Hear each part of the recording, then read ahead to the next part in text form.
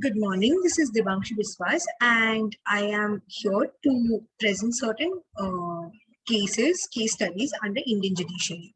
So here was my case study two.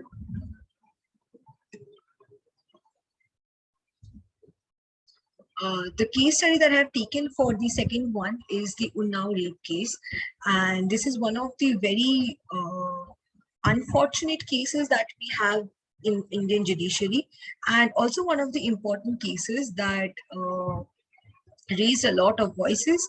So hence this was my second case. In 2017, another news rocked the entire country. Politician and BJP MLA Kuldeep Singh was accused of having raped a minor Dalit girl. What was even more disturbing was the fact that this was not the first case involving a member of the legislative branch doing so. In fact, political parties often happen to have a member of MPs and MLAs that have or had ongoing rape charges on them. However, what happened later proved to be more calamitous. Now, this was a case that involved a superior party, the political party leader.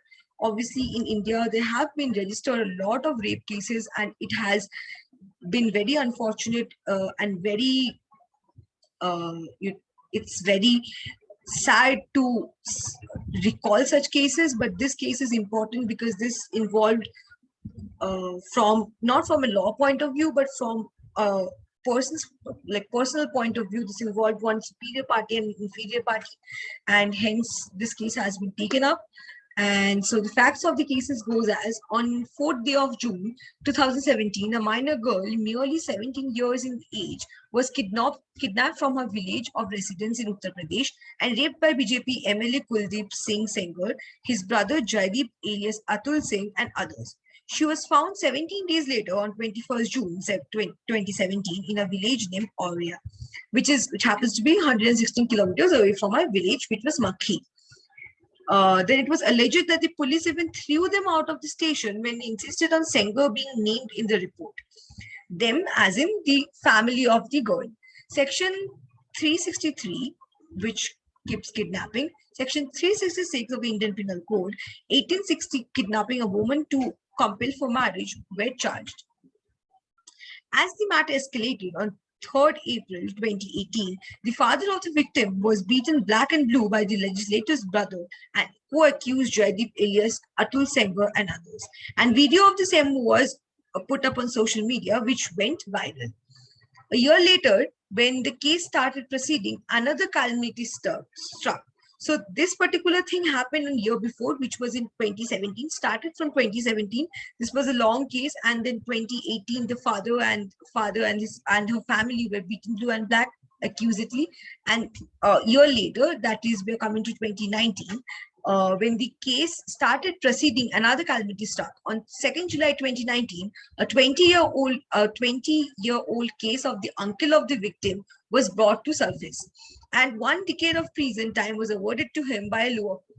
In the same month, the lead counsel and the girl were both family injured in a car accident when they were en route to Ray Bareilly District Court for a hearing. Now, when this case was brought on court, what the defendant did was that a case on this victim's uncle was surfaced. Now, then they had a car accident as well. This entire event, all of them which were going on, has no justification from a legal point of view, but these are just events and facts that concerns the case, and hence has been brought up here. A few days later, the key witness of the case, Yunus, died under mysterious circumstances on 18th August 2019. No post-mortem was done by the police. Like I said, from a personal point of view, this was a case between superior and inferior, and all the events that followed ascertains that fact more and more, that everything happens under mysterious circumstances which has no explanation whatsoever. So next goes the arguments. A Delhi court started hearing arguments in the Unnao rape case, in which Uttar Pradesh MLA Kuldeep Singh was one of the accused. The court refused to debar media from reporting the proceedings as sought by counsel for the accused and the CBI. It was advised that the reporters do balanced reporting without going into the minute details and opinions. Arguments of the prosecution. Counsel for the CBI submitted before District and Session Judge Dharmesh Sharma that the minor was assaulted by the expelled BJP MLA, and his co-accused Shashi Singh helped him in the commission of the crime, as she had lured the victim to his residence on the pretext of getting her a job. But this was the accusation by the prosecution, that the particular girl was lured to a job by Shashi Singh, and after that MLA BJP MLA Mr. Sengar was accused to rape this particular girl, and this was the argument from the prosecution side.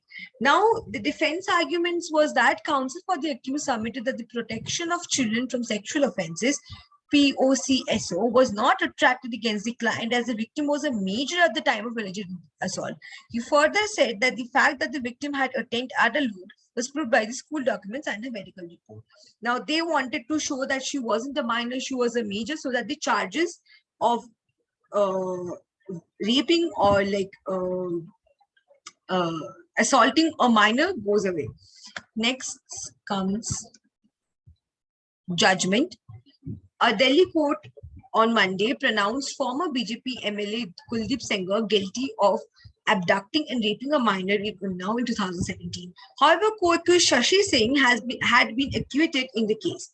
The quantum of punishment will be decided on December 18. This is particularly this particular thing has been taken from this has been taken from leading newspaper, and this was exactly how it was quoted. The court also referred to vendetta against the victim and said that several cases were filed against her family members after she wrote to the Chief Minister of Uttar Pradesh. The court pulled up the CBI for the delay in filing charge sheet in the case, and she prolonged trial against Sengar.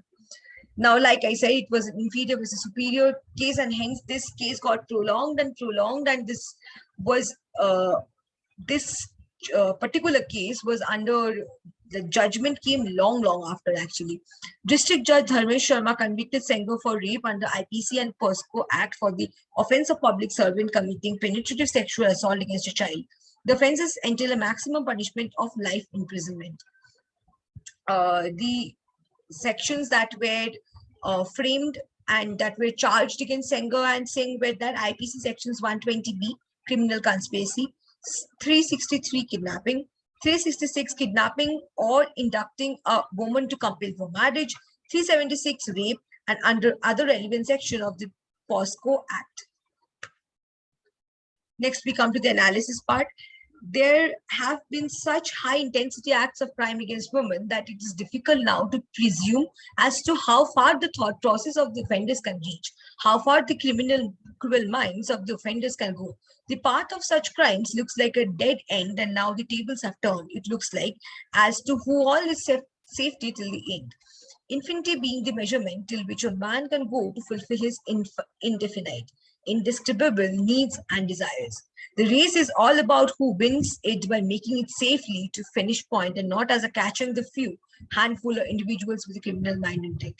The analysis of the case doesn't really cover any legal aspects of it, because this is a very sensitive and very unfortunate case that particularly the purpose of taking this case is to show the importance.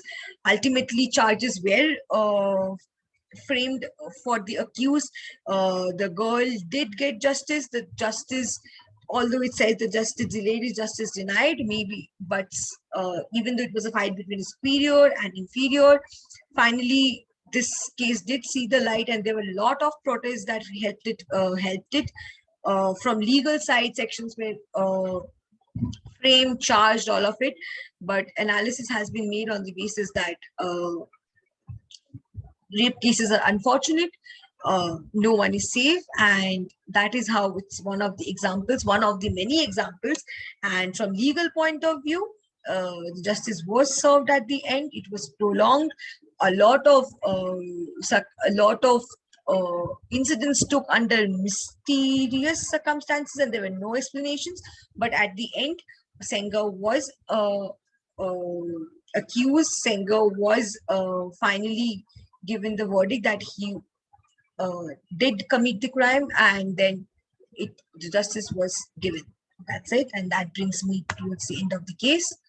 And that's the end of case study 2. Thank you so much.